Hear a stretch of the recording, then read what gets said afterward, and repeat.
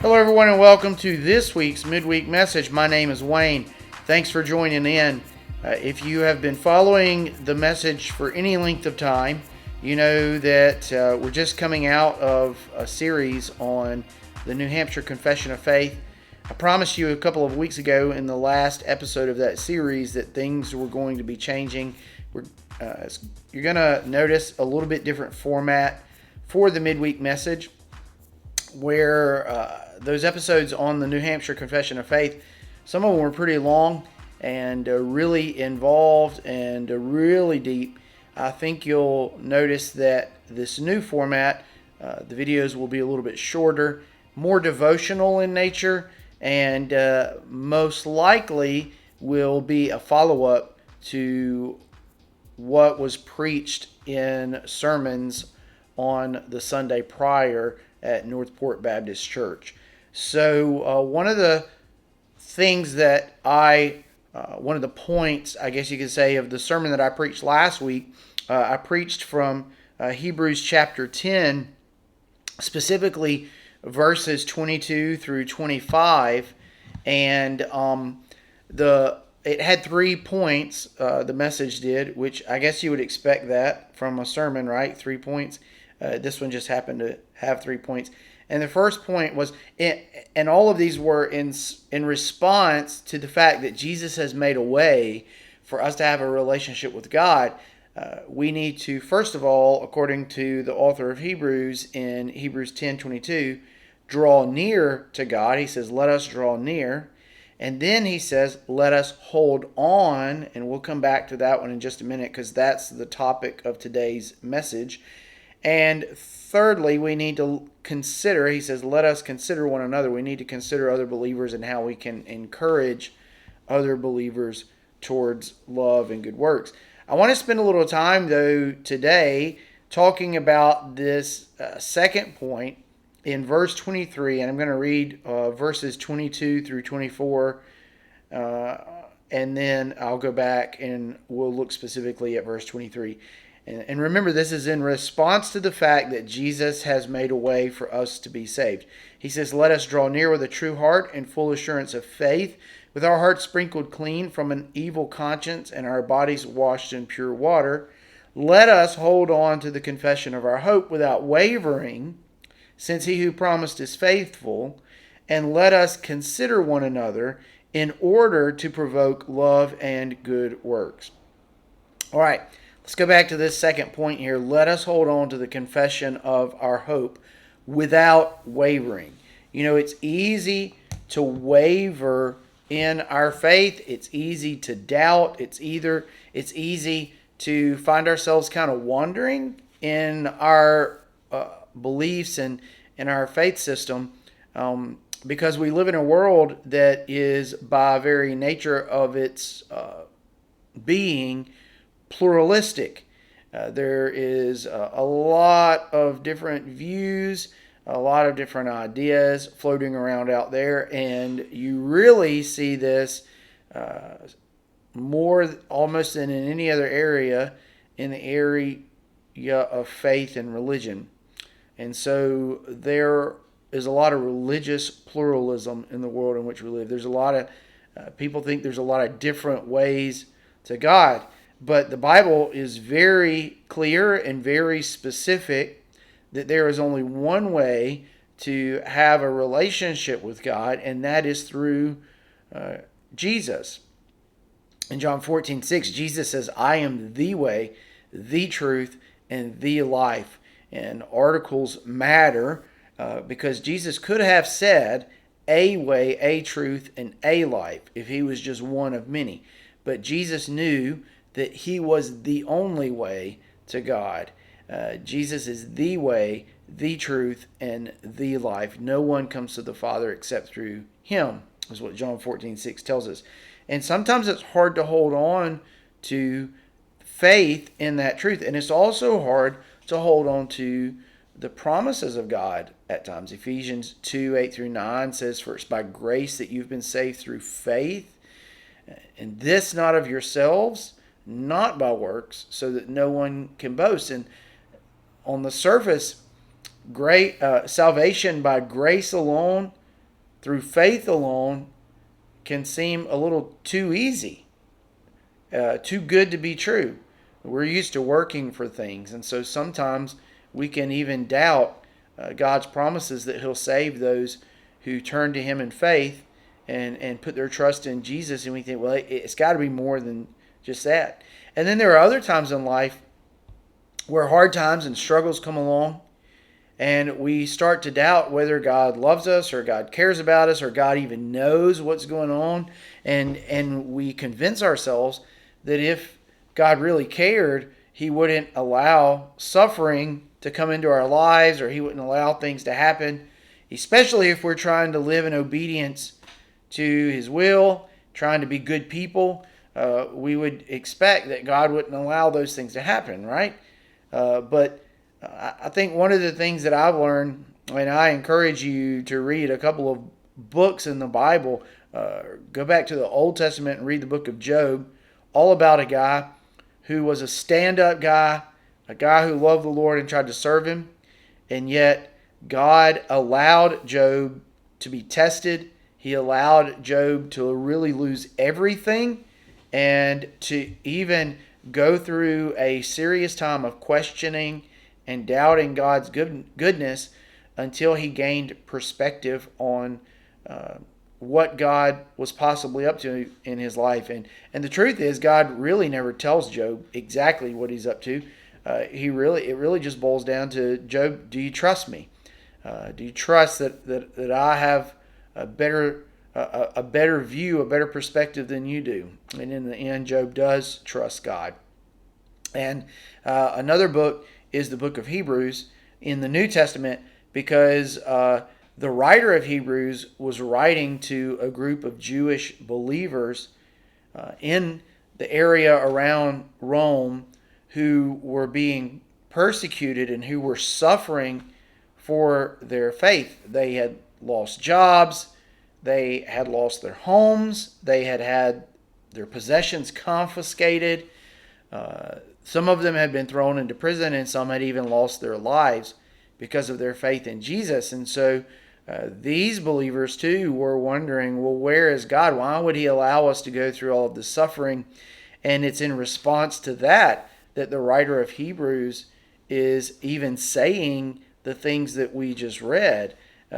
He wants them to understand that as long as they're in this world, because this world is controlled by evil, they're going to have suffering and persecution, but that believers don't live for the moment. We live for the future. We live for not now, we live for eternity. There is a reward that's coming in eternity for those who put their faith and their hope and their trust in Jesus. And though it may cost you everything in the present, that reward is so great that the little bit of investment that our lives are in that right now is well worth what we're going to be getting in return for all of eternity. And so that's why the writer of Hebrews says, let us hold on to the confession of our hope without wavering, because he realizes that it's easy for us to waver. It's easy for us to wander, W-O-N-D-E-R, and it's also easy for us to wander, W-A-N-D-E-R. We can wander and we can wander in our faith when we have doubts about God's goodness and God's love and whether or not God will keep His promises. But catch what the author says here. Why we need to hold on to our hope. He says, let us hold on to the confession of our hope without wavering, since He who promised is faithful. Now, who is the one that is promised? That's God. And I think part of the reason that it's hard for us to trust God sometimes and to trust God's promises is because we live in a world where commitments and promises are made on a daily basis and people don't keep them. Even some of the most important commitments in life, people just don't keep. And so we get really used to promises being broken. We can become cynical and untrustworthy, and then we can transfer that to our relationship with God. If we're not careful, we can begin to think that He's like everyone else, that He's going to abandon us, or that He's going to not keep His promises. I know I've had people in my life who I would have considered best friends at the time that we were really kind of close, who now barely even talk to me, or I barely even talk to. It's like we just came into one another's lives for a period of time and then just drifted apart. I've had friends like that. I've heard people say before that they have like people in their lives who they've been friends with since they were little children. Uh, and I have people that I know, I have people that I consider to be friends, but like a best friend, um, really don't have one of those in my life who I can say has been with me in thick and in thin, and who I know I could just call on in a moment's notice and would be there. Uh, I've had people in my life at times who I was that close to, but those relationships you just kind of drift apart.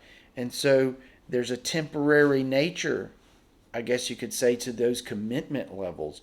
Um, I was looking at some divorce statistics just this morning, and of all of the marriages, 40 to 50% of marriages end in divorce. And the average marriage only makes it, of the ones that divorce, the average marriage only makes it about 8 years. Um, Now, every one of those people, those 40 to 50% of people who get married, stood at an altar, made promises to one another, or stood somewhere, made vows, made promises, and then they break them when they divorce one another. Um, According to these statistics that are put out by the Census Bureau, in general, the time periods in which a couple is most likely to get divorced are in the first 2 years of marriage or in years 5 through 8. Well, in the first 8 years of your marriage, those vows should still be pretty fresh on your minds, right? And yet, 40 to 50% of marriages end in divorce. The most common cause of marriage, 73% of the marriages that end in divorce, the people cite lack of commitment as a contributing factor. 73%. That's a huge majority of the marriages that fall apart because of a lack of commitment, a lack of faithfulness. And so, again, we see relationships fall apart around us on a daily basis. Hey, another thing I was thinking about this morning was cancel culture.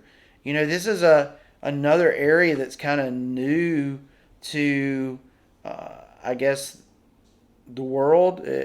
Maybe it's been around for a little while, but like 2020 was like the year of cancel culture.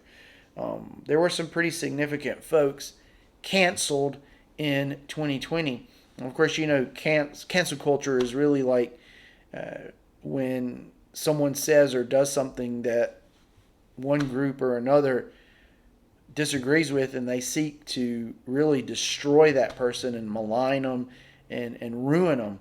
That's what's happening in the cancel culture. And what's been surprising to me, though, in the last year, as we've watched this unfold, is the number of people who are being canceled by people who, like, just weeks or months before were like very strong supporters of those people. They're being canceled by people who were their fans, canceled by people who put them in the position that they're in, people who put them up on a pedestal even, and now those very same people are turning on them and canceling them. Like, for instance, Ellen DeGeneres this last year was canceled after allegations were made that she fostered a toxic work environment for people. J.K. Rowling was canceled because she made some comments in opposition to the transgender movement. There were some YouTubers that were canceled this last year. Christy Alley, who has been in many, many different things over the years, an actress who's been in many things, was canceled because she was a Donald Trump supporter. Chris Pratt, who is a very famous actor in Hollywood and has been in some huge movies, was canceled because it was discovered that he was a member of a church that held some really biblical views on the LGBTQ movement. And so all of these people were canceled, and what that means is like people who had supported them previously, maybe even like people who were huge fans, turn on them in a moment because they don't agree with their views. And so really the cancel culture is intolerance at its highest degree, and it's also at its very core a lack of commitment. People who say they love you, who say that they look up to you, who praise you, just because you do or say something that they disagree with, all of a sudden now they become your biggest critics, and they become some of the biggest haters in your life. And so all of us are aware, I believe, of the fact that people will turn on you in a moment's notice. You can't really count on anybody to stay committed to you for the long haul. We see marriages fall apart. We see friendships fall apart. We even see these followings disintegrate because of a lack of commitment. And so, like I said, if we're not careful, we will transpose our cynical and skeptic views about commitment onto God. But we have to remember that God is not like us. God is faithful. God cannot not keep a promise. He must keep his promises. His very nature and his character demands that when God makes a promise, when he gives his word, he has to keep it. And so that's why the author of Hebrews says, let us hold on to to the confession of our hope without wavering. In other words, don't turn to the left, don't turn to the right, don't get off the path, don't let yourself begin to doubt the goodness and the faithfulness of God, not even a little bit, because he who promised is faithful. God will come through in the end. Look, I don't know what you're going through in your life. You may be someone who feels like you're all alone and that everyone else has abandoned you. But God won't abandon you. God doesn't leave you alone. God is still there with you. You may have lost everything. In the last couple of years, COVID has robbed us of so many things, from relationships to jobs. All different manner of things have been taken because of a virus. But I want to remind you that even in the midst of all the loss, God is still there. You may feel like you just can't get ahead, like no matter how hard you try, everything just seems to fall apart, and that nothing seems to work out. You may wonder, does God really care? Is he there? I want to remind you that God is faithful. God is there. He doesn't remove suffering from our lives. He doesn't always take away the things that are difficult. He doesn't necessarily make life easy. But what we get from God is something that helps us get through the suffering, that helps us get through the hard times better than anything else, and that is his presence.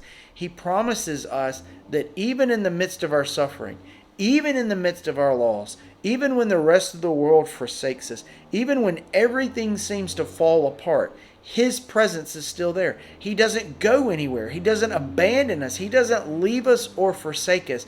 He is right there with us, and He gives us the strength to bear up under the struggle and the tribulation and the trial, and to carry on, because He keeps our eyes focused on what's to come, not what is. Remember, believer, that we don't live for the here and now.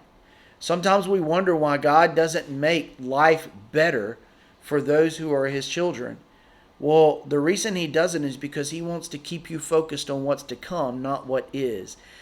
When you step across the threshold of this life and into the next, you're going to find that every struggle, every pain, every little bit of suffering that you went through in this life was an investment on the life that's to come.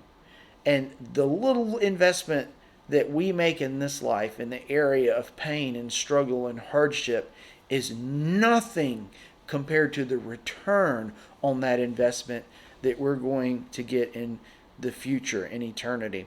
I've said before that God does not waste any of our tears. Every tear, every little bit of struggle, every little bit of suffering is an investment upon in a reward that will be ours for all of eternity. There will be no struggle in heaven. There'll be no hardship in heaven. There'll be no toil with no seeming return in heaven. There'll be no loss in heaven. It will only be gain. It will only be joy. It will only be peace. It will only be communion with God. And whatever we have to give in this life is nothing compared to what we gain in the next. So, Christian, hold your chin up, pick up your shoulders, walk proud and tall, knowing that the God you serve is a God that's faithful, and He's with you in the struggle, He's with you in the trial, and He's going to come through for you in the end and give you so much more than you could ever imagine or hope for. So let us hold on to the confession of our hope without wavering. I hope you're holding on today. We live in a world where people every day are giving up, giving out, and giving in. Hold on to Jesus. Hold on tightly, knowing that He's going to come through for you in the end. Hey, I hope that this word was encouraging for you today. I don't know where you are. I don't know that maybe you're at that point where you're almost ready to just let go and give up. Don't let go and give up. Hold on to Jesus. He'll carry you through, and look forward to the promises of eternity. I've heard it said before that the night is the darkest just before the dawn. Don't give up before you break through. Hold on tight and let Jesus carry you through, and carry you through to the other side. Hey, I hope you have a great week. Know that I'm praying for you, and remember to like and share. And if you haven't subscribed to our channel, go ahead and subscribe to our channel now. Until next week on the Midweek Message, I hope that you are healthy, and that God blesses you and keeps you and makes His face shine upon you. We'll see you next time on the Midweek Message. Bye.